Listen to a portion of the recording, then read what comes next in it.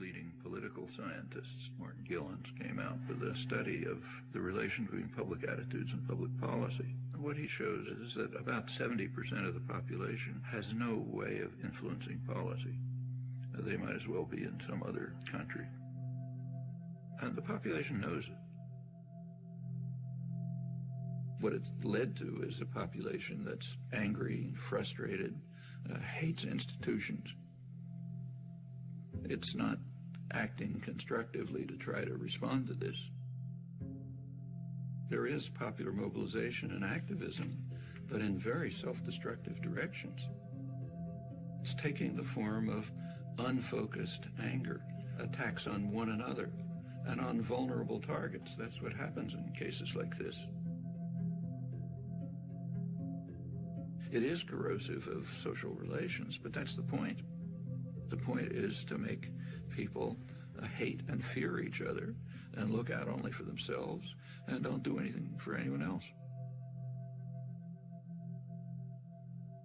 One place you see it strikingly is on April 15th.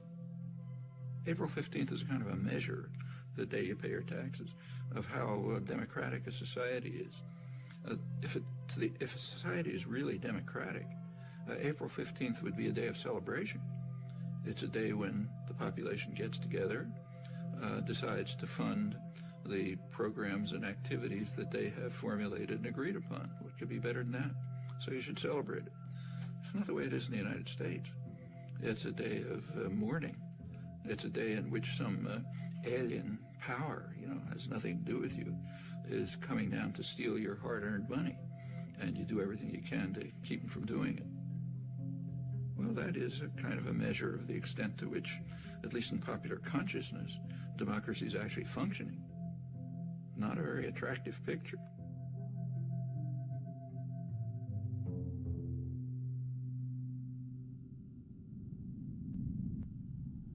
The tendencies that we've been describing within American society, unless they're reversed, it's going to be an extremely ugly society.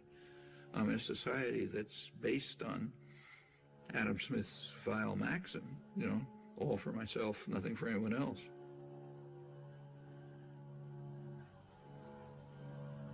A society in which normal human instincts and emotion of sympathy, solidarity, mutual support, in which they're kind of like driven out.